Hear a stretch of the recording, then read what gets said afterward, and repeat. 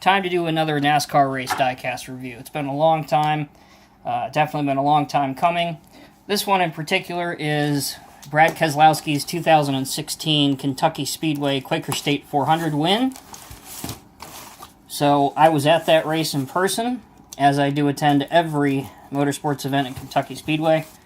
So really glad to see that they actually were going to do a race to win, because prior to this year, Brad won at Kentucky 2 other times, and they did not make a raced version of his car, which is somewhat unusual. So hopefully this year will more than make up for it. Here is the outer shipping carton that it comes in, outer shipping box. Very plain, but it does, for the most part, protect the model well during shipping. Here it is. Even more tissue paper. Pull off. Alright, so here's the box. 2016 race winner, Kentucky Speedway, standard finish. Lionel Racing, the collectible club of America. See the 16 here. The 2016 Sprint Cup Series schedule, which of course doesn't mean really anything now, considering that the season is over. Congratulations to Jimmy Johnson on his 7th, record-tying 7th NASCAR Sprint Cup Series championship. On our official tab here, as it's a little bit harder to see, but it says Brad Keselowski, number 2, Miller Lite Kentucky win, 2016 Ford Fusion, 1 out of 720, and then of course it gives a code finish. So let's get this thing out of the box, take a look at it.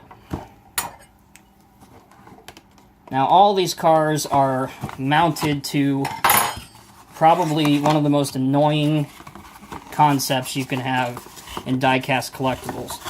I know that they have a purpose, but they are still extremely annoying, and there are better ways to do it. But we'll get to that in just a minute. First off, this is from RCCA, which is the aforementioned Racing Collectibles Club of America Action. Congratulations to you on your purchase. This is for you if you want to register your DIN. Here is the other paperwork that you get with the model. You get a winner sticker here. This is the sticker that each driver puts on their car, right above the A-frame, right there. I'm not even sure if you can see it, but there's actually a small one replicated there next to his name. But that's where this goes every time they win a race. Here is the front of the card. Pause if you want to read all about it. Keselowski collects his 4th win of 2016. And on the other side, you have the famous Quaker State trophy with the Kentucky horse, which represents horsepower. Again, if you want to pause it and read the details, trying to get it to get into frame here where it's not so bad. There you go. Go ahead and pause it and read for that. It was his 4th win of the season, and unfortunately, he did not go on to win any more races in 2016, so I look for him to be very strong in 2017. So when we come back, I'll have this model out of the box. This is what I was talking about. The idea is you're supposed to put a quarter or another likewise sized coin in and turn it to loosen the model from the base. However, more often than not, you're gonna end up damaging the styrofoam, or you're gonna get a screw that you can't get out. So we're gonna pause the video. I'm gonna go spend hours on end trying to get this out the right way, and then we'll come back with the diecast review. All right, so welcome back. Now that I still have some patience left, let's get into the review. So, the coolest thing about raced versions, if you're new to this kind of thing on my channel, is these cars, thousands and thousands and thousands of pictures are taken of each and every one in Victory Lane, so that they are as close to their real-life counterpart as humanly possible. You can see all of the little dust and debris and grit that gets all over the hood throughout a race. Also, right underneath the Fusion, you can see where tape has been applied to add more downforce. Also, it looks like some sort of piece of trash, which, if you followed racing this year, was ridiculous. Pretty much everybody blew an engine at one race or another for overheating their engine from trash on the grill. Over here, we got the nice wheels. They have the Goodyear Eagle nameplate on them. Coming over to here, the Penske Racing cars have the least amount of contingency sponsors of all of the teams. They only have one row. It's not uncommon to see 2 and maybe even 3 rows. Also, this race was held in early July, so the Penske Racing team decided it was a good idea to pay homage to the fallen police officers in Dallas. So that's what that stripe is for. Here you've got the iconic blue deuce, this red arrow, and the cutout from the skirt. That's for where the jack goes, so that the jack man under a pit stop can easily just pop the jack under there, jack the car up. The tire changers can do the tire change and make adjustments if they need to, and then drop the car and Brad takes off. Over here you have your American Ethanol fuel tank, the filler cap. This is where all of the fuel goes, and you can see that they have replicated a little bit of the spillage, which looks great. And correct me if I'm wrong, but I believe we were still under the rule of the 4 lug nut rule, so you'll see this orange right there. You'll see that orange vertical line. What NASCAR did, they wanted to have the drivers and teams police themselves. So a lot of teams were only tightening 4, maybe even 3 out of the 5 lug nuts. So that orange stripe indicated to the tire changer, you don't need to hit that lug nut, we've already got them. Up here, you've got the mesh window net, which looks great. Your 4 winner stickers from the 4 races he won. Auto Trader as a associate sponsor, as is Worth, here on the back deck lid. I mentioned before we spent the last hour unboxing the item that this is your number if you want to register it online. 2016 was Penske Racing's 50th year in existence, and that's what this little graphic is.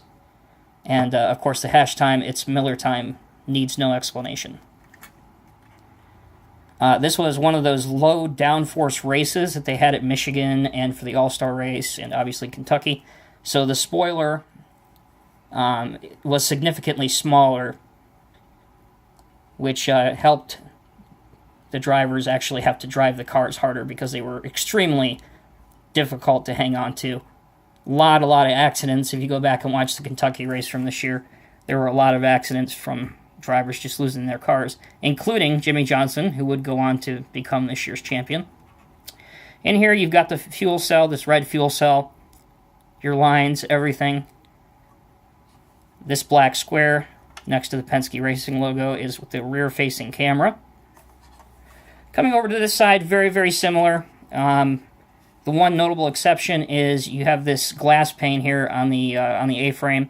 Tracks 1 mile or larger have to have that, but on the short tracks, they can opt to take the glass out, strictly up to the team's discretion. Right here are your 2 exhausts. That's where exhaust pipes, that's where they would come out. Underneath the car, great detail with the transmission and engine, exhaust, shocks, rear end gear. Again, here's a better look at your shocks here. Very detailed. The 2 circles that you see here and here are obviously where it was fastened to the base. The steering is good, so you can get pretty much any angle you want. I don't believe I mentioned these, but in my other NASCAR videos, these are what are called roof flaps. They deploy when the car gets sideways. It's an aerodynamic safety measure to try and help the car stay grounded instead of taking off and gaining lift, much like an aircraft. Unfortunately, it doesn't usually tend to work that well. Lastly, we'll take a look underneath the hood. See what surprises we can see there.